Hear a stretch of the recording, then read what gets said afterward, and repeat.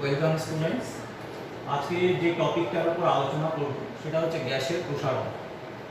কঠিন বা তরল পদার্থের ন্যায় গ্যাসও প্রসারিত হয়, তবে কঠিনের নির্দিষ্ট আকৃতি আছে, আয়তন আছে। তরল পদার্থের নির্দিষ্ট আয়তন আছে কিন্তু কোনো আকৃতি নেই। তাই কঠিন এবং তরলের তুলনায় গ্যাসের প্রসারণ লক্ষণীয়ভাবে দেখা যায়, অর্থাৎ গ্যাসের প্রসারণ কঠিন বা তরলের থেকে অনেক বেশি হয়।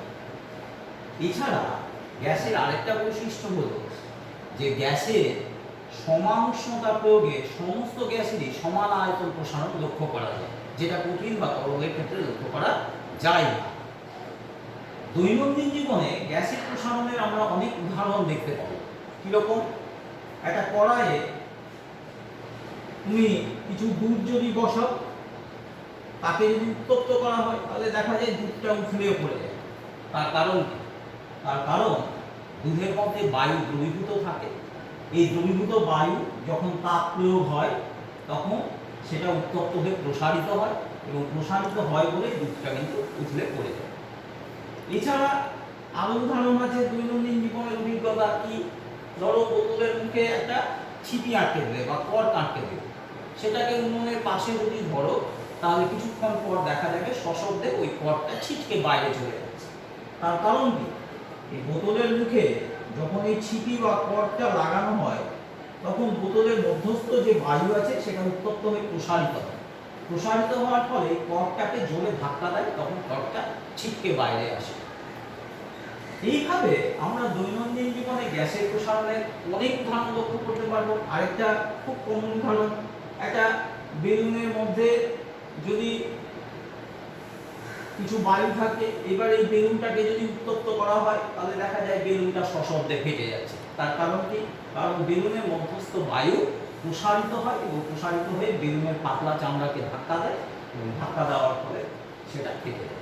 তাছাড়া তোমরা সাইকেলের টায়ার ফাটলে দেখেছো, গরমে উত্তপ্ত হয়ে টায়ারের বায়ু টিউবের উপর প্রচণ্ড পরিমাণে চাপ দেয় এবং তখন টিউবটাকে ফেটে যায় এবং সশব্দ একটা বেরিয়ে আসে। এইভাবে গ্যাসের প্রসারণের আমরা অনেক উদাহরণ দেখতে পাই। তবে একটা ভীষণ ইম্পর্টেন্ট যেটা ব্যাপার, যে গ্যাসের প্রসারণ তিনটি চলরাশির উপর নির্ভর করে, অর্থাৎ গ্যাসের বৈশিষ্ট্য কি কি চলরাশির উপর নির্ভর করে? P, V and T. P means pressure অর্থাৎ চাপ, V আয়তন, ভলিউম, আর T হচ্ছে টেম্পারেচার বা তার তাপমাত্রা। এই তিনটি চলরাশির উপর গ্যাসের প্রকৃতি নির্ভরশীল। কোনো নির্দিষ্ট পরিমাণ গ্যাসে যদি আমরা চাপটাকে অপরিবর্তিত রাখি, এই চাপটা যদি অপরিবর্তিত থাকে তাহলে দেখা যায় যে সামান্য তাপমাত্রার প্রয়োগে গ্যাসের আয়তন খুব লক্ষণীয় পরিবর্তন দেখা যায়। স্থির চাপে প্রতি একক ডিগ্রি তাপমাত্রা বৃদ্ধি বা হ্রাসের জন্য গ্যাসের যে আয়তন পরিবর্তন লক্ষ্য করা যায় তাকে বলা হয় গ্যাসের আয়তন প্রসারণ গুণাঙ্ক। তাহলে আমি কি বললাম? যে গ্যাসের কোনো গ্যাসের প্রকৃতি যে তিনটি চলরাশির উপর নির্ভরশীল সেটা হচ্ছে চাপ, আয়তন, তাপমাত্রা। চাপকে অপরিবর্তিত রেখে তাপমাত্রার পরিবর্তন ঘটালে গ্যাসের কি হয়? আয়তনের পরিবর্তন হয়। এখন স্থির চাপে প্রতি একক ডিগ্রি তাপমাত্রা বৃদ্ধি বা হ্রাসের জন্য গ্যাসের একক আয়তনে যে আয়তনের পরিবর্তন ঘটে তাকে গ্যাসের কি বলা হয়? আয়তন প্রসারণ গুণাঙ্ক। আমরা এই আয়তন প্রসারণ সমস্ত গ্যাসের ক্ষেত্রে এই আয়তন প্রসারণ গুণাঙ্কের মান সমান। সেটা কত? 1/273 পার ডিগ্রি সেন্টিগ্রেড। এই রাশিটা আমরা কোথায় পেয়েছিলাম? আমরা পেয়েছিলাম চার্লসের সূত্র। চার্লসের সূত্রটা একবার বলে ফেলি তাহলে। চার্লস কি বলেছিলেন? স্থির চাপে নির্দিষ্ট ঘরে কোনো গ্যাসের তাপমাত্রা প্রতি ডিগ্রি সেন্টিগ্রেড বৃদ্ধি বা হ্রাসের জন্য উহার 0 ডিগ্রি সেন্টিগ্রেড উষ্ণতায় যে আয়তন তার 1/273 অংশ যথাক্রমে বৃদ্ধি বা হ্রাস পায়। এই তো বলেছিলেন চার্লস, স্থির চাপে নির্দিষ্ট ভরের কোনো গ্যাসের তাপমাত্রা প্রতি ডিগ্রি সেন্টিগ্রেড বৃদ্ধি বা হ্রাসের জন্য উহার 0 ডিগ্রি সেন্টিগ্রেড উষ্ণতায় যে আয়তন তার 1/273 অংশ যথাক্রমে বৃদ্ধি বা হ্রাস পায়। এই 1/273 অংশটাকেই বলা হয় গ্যাসের আয়তন প্রসারণ গুণাঙ্ক। গ্যাসের আয়তন প্রসারণ গুণাঙ্ক। সমস্ত গ্যাসের ক্ষেত্রে এই আয়তন প্রসারণ গুণাঙ্কের মান একই, অর্থাৎ 1/273 পার ডিগ্রি সেন্টিগ্রেড। এসো এবার আয়তন প্রসারণ গুণাঙ্ক কাকে বলে তার ধারণাটা দেখি।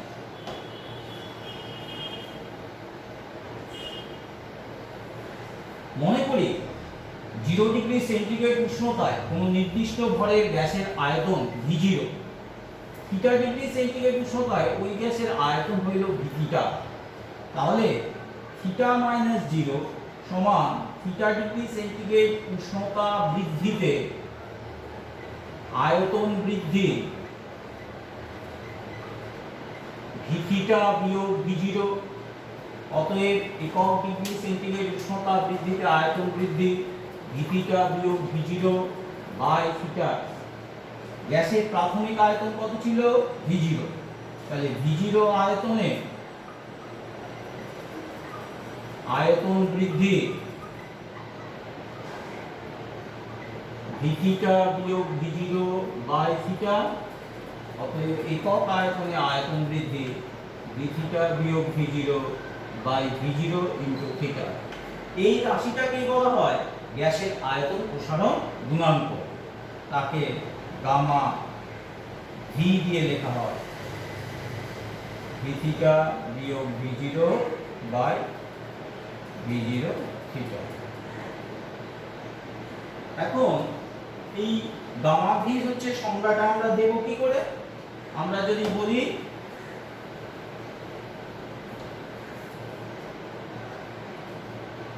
V0 equal to 1, theta equal to 1, তাহলে গামা ভি ইকুয়াল টু কত? ভি থিটা বিয়োগ V0। অর্থাৎ আমরা বলবো স্থির চাপে নির্দিষ্ট ভরের কোনো গ্যাসের প্রতি একক ডিগ্রি সেন্টিগ্রেড উষ্ণতা বৃদ্ধিতে উহার একক আয়তনে যে আয়তনের প্রসারণ হয় তাকে গ্যাসের আয়তন প্রসারণ গুণাঙ্ক বলা হয়।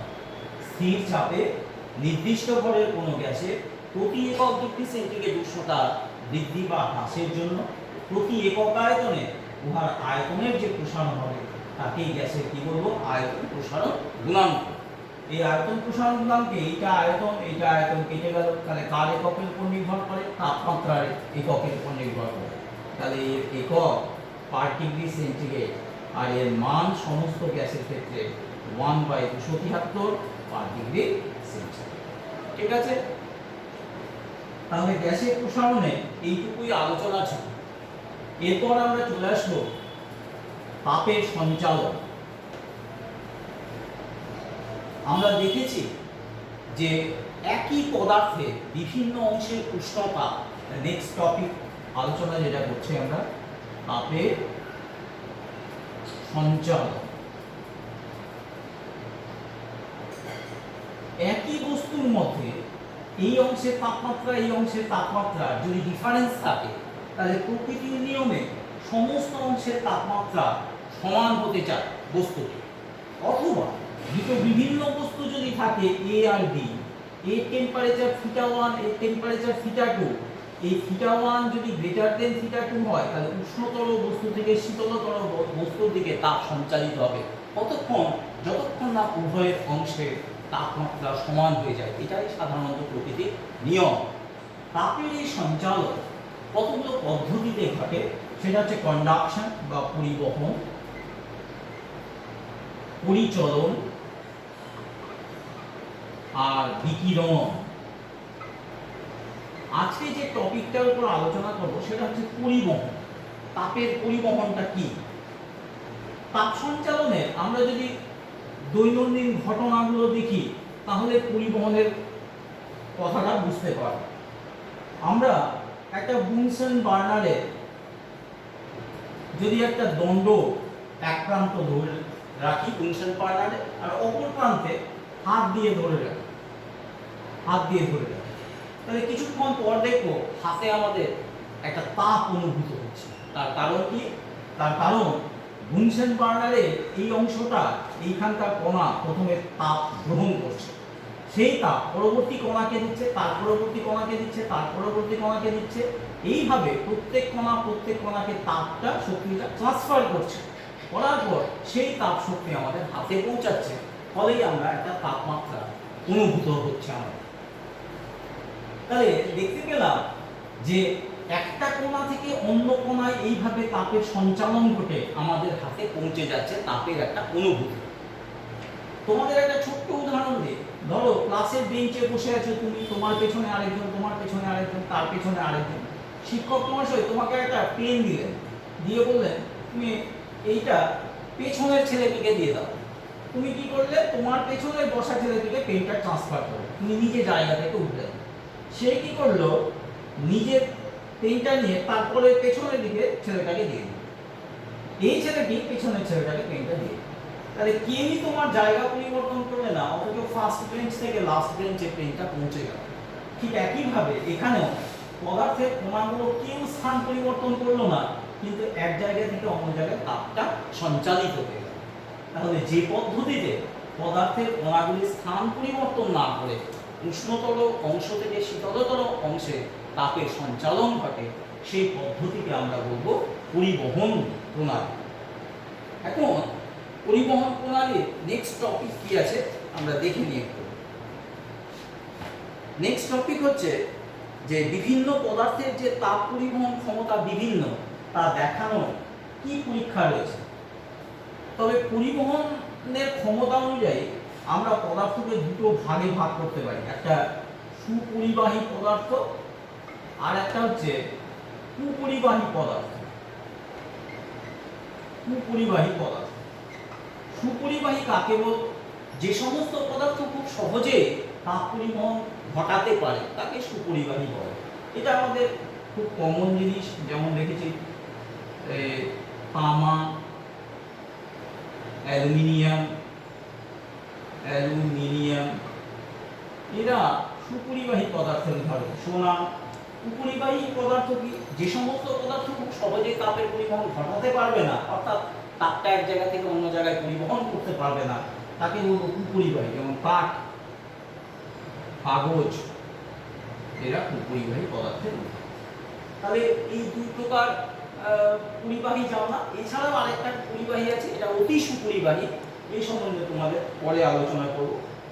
নেক্সট হচ্ছে আসি যে বিভিন্ন পদার্থের যে পরিবহন ক্ষমতা বিভিন্ন তা দেখানোর জন্য বিজ্ঞানী ইঞ্জেনহাউস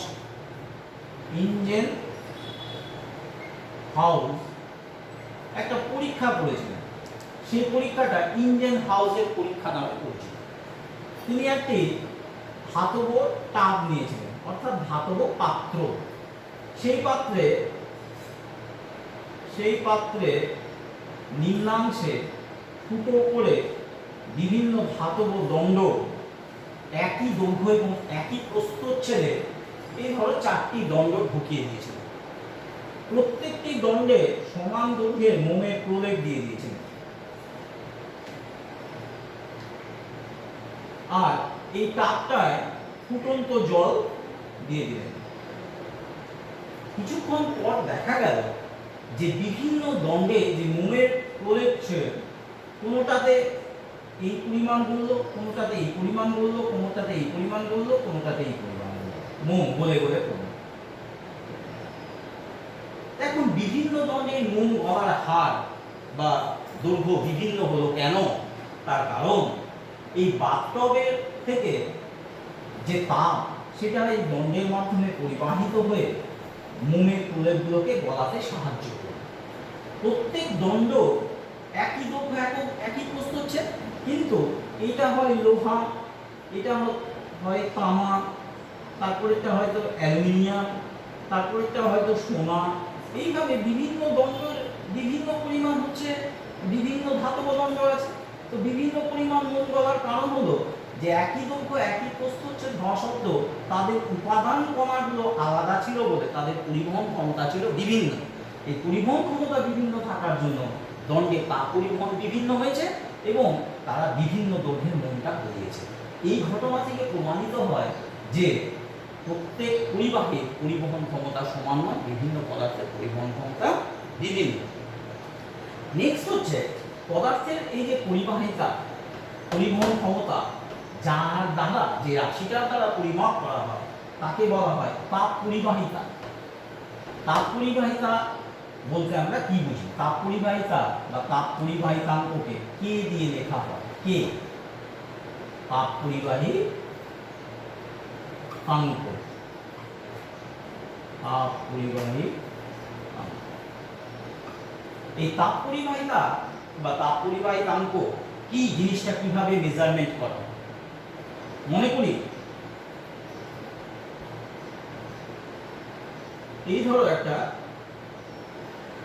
ধাতব প্লেট রয়েছে। এই ধাতব প্লেটের প্রস্থচ্ছেদ যে আছে সেই প্রস্থচ্ছেদের ক্ষেত্রফল মনে করো, এই প্রস্থচ্ছেদের এই যে প্রস্থচ্ছেদ, এই যে প্রস্থচ্ছেদ, এই প্রস্থচ্ছেদের ক্ষেত্রফল মনে করো a। এই ধাতব দণ্ডটার বেধ হচ্ছে d। বেধ মানে মোটা d। একটা প্রান্তের উষ্ণতা θ1, অপর প্রান্তের উষ্ণতা মনে করো θ2। Suppose θ1 greater than θ2। আর মনে করো এই এ প্রান্ত থেকে এই যে বি প্রান্তে লম্বভাবে যে তাপটা পরিবাহিত হচ্ছে সেই পরিবাহিত তাপের মানটা হচ্ছে কিউ। আর যে সময় ধরে তাপ পরিবাহিত হচ্ছে সেই সময়টা হচ্ছে টি। তাহলে কি কি বললাম? মনে করি এইটা একটা কোনো ধাতব ক্ষেত্র। এই ধাতব ক্ষেত্রটা এই একটা পাশের ক্ষেত্রফল হচ্ছে কত বললাম? a। এক পাশের উষ্ণতা θ1, অপর পাশের উষ্ণতা কত বললাম? θ2। θ1 θ2 থেকে বেশি, তাহলে কোথায় থেকে কোথায় তাপের পরিবহন ঘটবে? a থেকে b ক্ষেত্রে। এই ধাতব যে পাত্রটা নিয়েছি তার বেধটা কত বলেছি? d, মানে মোটা d। আর এক প্রান্ত থেকে অন্য প্রান্তে কি সময় ধরে তাপ প্রবাহিত হচ্ছে, আর যে পরিমাণ তাপ প্রবাহিত হচ্ছে লম্বভাবে সেই পরিবাহিত তাপের পরিমাণ মনে করি কিউ। তাহলে এই পরিবাহিত তাপ কিউ কি কি বিষয়ের উপর নির্ভর করে? এক, উষ্ণতার পার্থক্যের উপর নির্ভর করে θ1 θ2।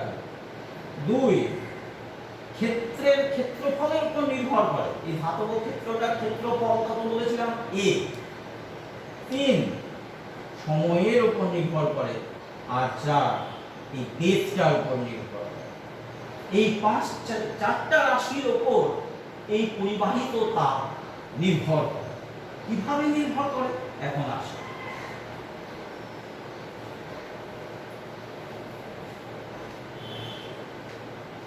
পরিবাহিত তাপ কিউ ভ্যারিজ অ্যাজ θ1 θ2।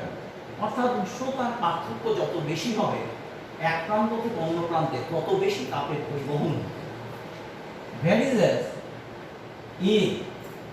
ক্ষেত্রের ক্ষেত্রফলের উপর নির্ভর করে। ক্ষেত্রফলের পরিমাণ বাড়লে পরিবাহিত তাপের পরিমাণ বাড়বে। সময়ের উপর নির্ভর করে।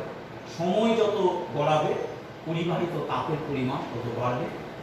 আর বেধের ব্যস্ত অনুপাতে, অর্থাৎ বেধ যত হচ্ছে বড় হবে তত পরিবাহিত তাপের পরিমাণ কমবে। বেধ কমবে পরিবাহিত তাপের পরিমাণ বাড়বে। এই সবগুলোকে যদি কম্বাইন করি তাহলে আমরা লিখতে পারবো Q varies as θ1 θ2 into a into t by d, or q equal to some constant k into a θ1 θ2 into t by হচ্ছে d। এই k টাকেই বলা হয় তাপ পরিবাহিতাঙ্ক বা তাপ পরিবাহিতা। এখন এই k ডেফিনেশনটা আমরা কিভাবে হচ্ছে দেব? তাহলে আমরা নিশ্চয়ই এই ছবিটা বুঝে গেছি। আমরা কি নিয়েছিলাম? একটা ধাতব ক্ষেত্র যার ক্ষেত্রফল কত বলেছিলাম? a।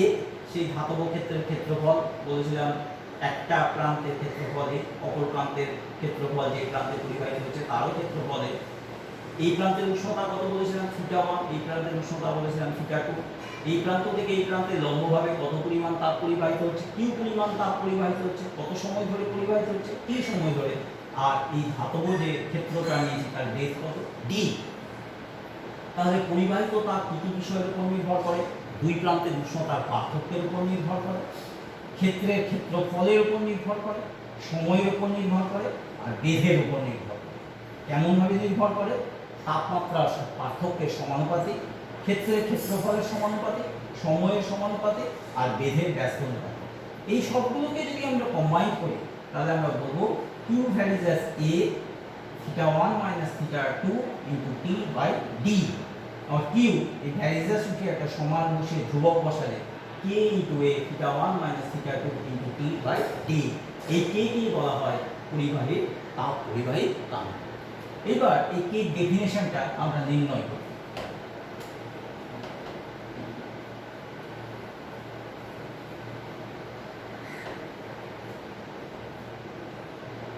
আমরা দেখলাম Q equal to K into A θ1 minus θ2 into T by T। আমরা যদি বলি A equal to 1, θ1 minus θ2 equal to 1, T equal to হচ্ছে 1, D equal to 1, তাহলে আমরা বলবো Q equal to K। তার মানে তাপ পরিবাহিতাঙ্ক একটা তাপের সমান। কখন?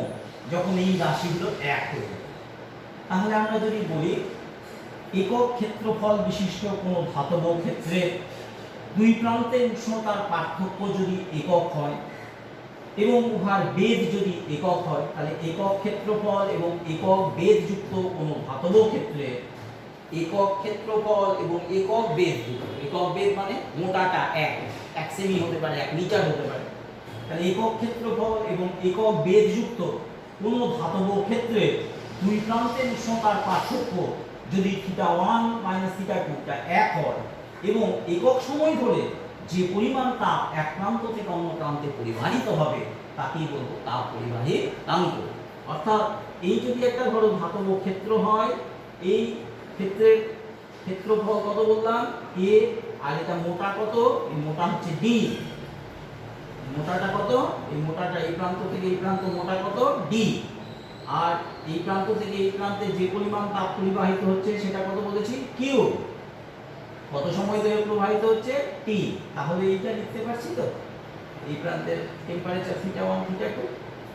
এটা এই প্লেন ফিগার দেখিয়েছি, 3D ফিগারে ভালো বুঝতে পারবে। আর তাহলে আমরা কি বললাম যে একক ক্ষেত্রফল এবং একক বেগ বিশিষ্ট কোনো ধাতব ক্ষেত্রে দুই প্রান্তের উষ্ণতার পার্থক্য যদি একক হয় তাহলে একক সময়ে এক প্রান্ত থেকে অন্য প্রান্তে লম্বভাবে যে পরিমাণ তাপ পরিবাহিত হবে তাকেই বলা হয় তাপ পরিবাহিতাঙ্ক। তাকে কি বলা হয়? তাপ পরিবাহিতাঙ্ক। এই তাপ পরিবাহিতাঙ্কের আরেকটা ডেফিনিশন দেওয়া যেতে পারে। একক ক্ষেত্রফল একক বেধযুক্ত কোনো ক্ষেত্র আমরা কি বলতে পারি? ঘনক বলতে পারি। একক ক্ষেত্রফল একক বেধযুক্ত কোনো ক্ষেত্র কি হতে পারে? ঘনক। এই ঘনকের যদি বাহুর দৈর্ঘ্য 1 সেমি হয় বা 1 মিটার হয় তাহলে এর ক্ষেত্রফল হচ্ছে 1 হবে আর এই বেধ হচ্ছে 1 হবে। তাহলে একক বাহু বিশিষ্ট কোনো ঘনকের দুই প্রান্তের উষ্ণতার পার্থক্য যদি একক হয় মানে 1 হয়, তাহলে এক প্রান্ত থেকে অন্য প্রান্তে লম্বভাবে যে তাপের পরিবহন ঘটবে তাকেও বলা হয় তাপ পরিবাহিতাঙ্ক K। আমরা দেখেছি Q equal to K into A θ1 minus θ2 into T by D। তাহলে K সমান কত? Q into D by A θ1 minus θ। তাহলে K একক আমরা যদি নির্ণয় করি তাহলে Q মানে একটা তাপ, তার মানে ক্যালোরি, D মানে বেধ বা দৈর্ঘ্য, তাহলে সেন্টিমিটার, A হচ্ছে ক্ষেত্রফল, তাহলে সেন্টিমিটার স্কয়ার, আর θ1 minus θ2 তাপমাত্রার পার্থক্য, তাহলে ডিগ্রি সেন্টিগ্রেড। সেমি আর সেমি স্কয়ার কেটে সেমি থাকলো, তাহলে আমরা কি পেলাম? ক্যালোরি সেমি to the power -1 degree centigrade to the power -1। তাহলে K এর একক আমরা পেলাম কি? ক্যালোরি, Q এর একক, D এর একক সেমি, ও আরেকটা ছিল কে সমান Q into D A theta one মানে আরেকটা টি ছিল, টি টি হচ্ছে সময়, তার একক সেকেন্ড। তাহলে এটা ক্যালোরি, ডি হচ্ছে দৈর্ঘ্য সেমি, এ ক্ষেত্রফল সেমি স্কয়ার মানে বর্গ সেমি, theta one minus theta two degree centigrade, আর টি হচ্ছে সেকেন্ড। তাহলে সেমি স্কয়ার সেমি কেটে সেমি করে থাকো, তাহলে ক্যালোরি সেমিটাকে উপরে উঠালে সেমি to the power minus one, degree centigrade উপরে উঠলে degree centigrade to the power minus one, আর সেকেন্ডটা উপরে উঠলে second to the power minus one. তাহলে ক্যালোরি সেমি to the power minus one, degree centigrade to the power minus one, second to the power minus one. CGS পদ্ধতিতে তাপ পরিবাহিতা বা তাপ পরিবাহিতাঙ্কের একক। এসআই পদ্ধতিতে এটা সিজিএস পদ্ধতি, আর এসআই পদ্ধতিতে যদি একক নির্ণয় করতে হয় একই ব্যাপার। আমরা এসআই পদ্ধতিতে দেখে নিই। এসআই পদ্ধতিতে ক্যালোরির জায়গায় আমরা বসাবো জুল, সেমির জায়গায় বসাবো metre to the power minus one, degree সেন্টিগ্রেডের জায়গায় বসাবো kelvin to the power minus one, আর second to the power minus one. Calorie CGS পদ্ধতিতে তাপের একক, এসআই পদ্ধতিতে জুল, সেমি দৈর্ঘ্যের একক সিজিএস পদ্ধতিতে, এসআই পদ্ধতিতে মিটার, ডিগ্রি সেন্টিগ্রেড সিজিএস পদ্ধতিতে, এসআই পদ্ধতিতে আমরা কেলভিন লিখি, আর সেকেন্ড তো সিজিএস এসআই একই, তাই second to the power minus one. Joule per সেকেন্ডকে আমরা ওয়াট বলি, তাহলে এটা কি হবে watt metre to the power minus one, kelvin to the power minus one. তাহলে এসআই পদ্ধতিতে তাপ পরিবাহিতা বা তাপ পরিবাহিতাঙ্কের একক আমরা এটা পেলাম, আর সিজিএস পদ্ধতিতে তাপ পরিবাহিতা এইটা পেলাম।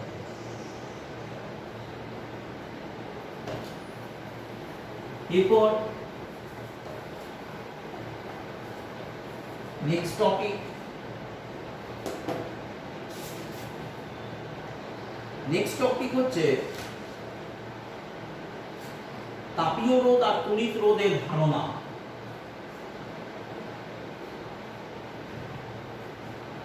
তাপীয় রোধ ও তড়িৎ রোধের ধারণা।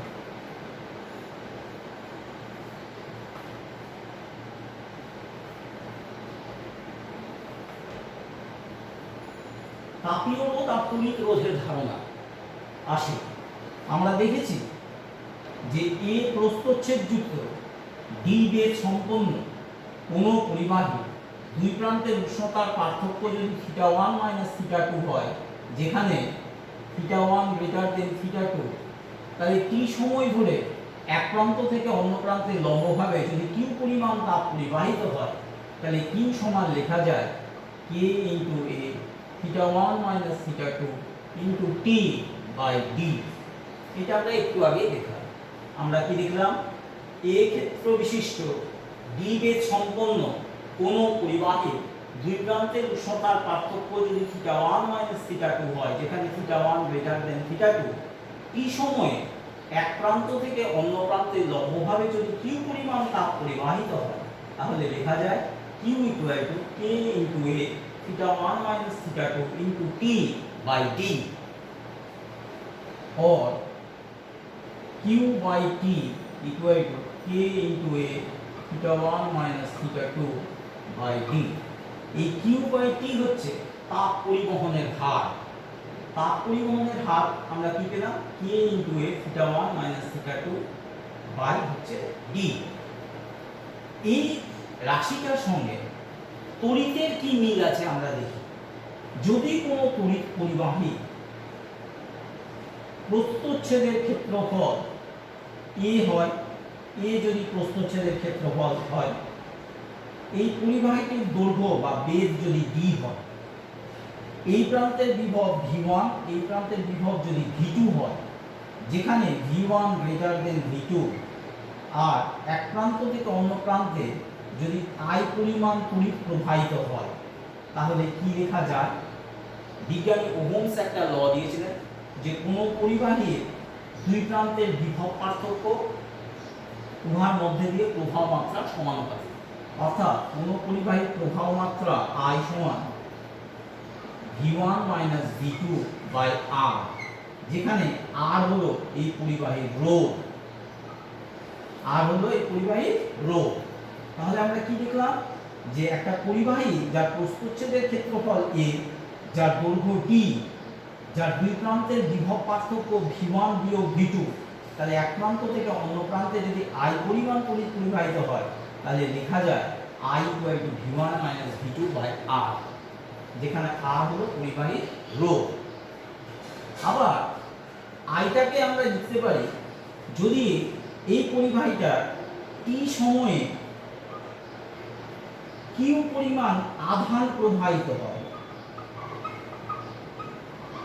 তাহলে প্রবাহ মাত্রা I সমান লেখা যায় q বাই t, অর্থাৎ আধান বাই সময় ইকুয়াল টু প্রবাহ মাত্রা। আর পরিবাহীটা রোধাঙ্ক যদি রো হয়,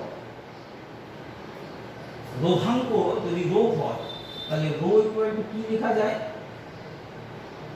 রো সমান লেখা যায়, আমরা জানি পরিবাহীর রোধ দৈর্ঘ্যের উপর নির্ভর করে আর প্রস্থচ্ছেদের ক্ষেত্রফলের উপর নির্ভর করে। তাহলে r equal to rho into l by a। তাহলে রো সমান কি লেখা যায়? r into a by l লেখা যায়। এটা রো, রো হচ্ছে রোধাঙ্ক। তাহলে আমরা r এর বদলে কি বসিয়ে দিতে পারি? Rho into l by a। তাহলে v1 minus v2 rho into l এর ভূমিকা এখানে নিয়েছে d, এই d নিয়েছে এর ভূমিকা দৈর্ঘ্যটা, তাহলে rho into d by a, q by t। একটু ভালো করে বোঝো এটা। মনে করি কোনো পরিবাহীর প্রস্থচ্ছেদের ক্ষেত্রফল a, তার দৈর্ঘ্য d, পরিবাহীর দুই প্রান্তের বিভব প্রভেদ v1 বিয়োগ v2, তাহলে এক প্রান্ত থেকে অন্য প্রান্তে যদি i পরিমাণ তড়িৎ পরিবাহিত হয় তাহলে i সমান লেখা যায় বিভব পার্থক্য বাই রোধ, অর্থাৎ v1 minus v2 by r। আবার পরিবাহীটা t সময়ে যদি q আধান প্রবাহিত হয় তাহলে প্রবাহ মাত্রা সমান আধান বাই সময়, তাহলে i সমান q by t, v1 minus v2। আর রোধকে ইন টার্মস অফ রোধাঙ্ক কিভাবে লিখবো? আমরা জানি রোধ দৈর্ঘ্যের সমানুপাতিক, প্রস্থচ্ছেদের ব্যাস অনুপাতিক। তাহলে রোধ r varies as l by a, তাহলে r equal to some constant into l by a। এই কনস্ট্যান্টটাকে রোধাঙ্ক বলে। তাহলে r এর বদলে আমরা লিখতে পারি rho into l by a, l মানে এখানে d, তাহলে d বাই a। এখন তাপীয় প্রবাহের ক্ষেত্রে আমরা দেখেছিলাম তাপ পরিবহনের হার q by t, k into a theta 1 minus theta 2 by t। আর তড়িতের পরিবহনের ক্ষেত্রে তড়িৎ আধান প্রবাহের হার q বাই t, আধান বাই সময় মানে আধান প্রবাহের হার v1 minus v2 rho into t by a। এই এক নম্বর সমীকরণটা আর এই দুই নম্বর সমীকরণটাকে যদি আমরা কম্পেয়ার করি বা তুলনা করি, তাহলে তুলনা করলে কি কি দেখতে পাবো? আমরা আসি তুলনা।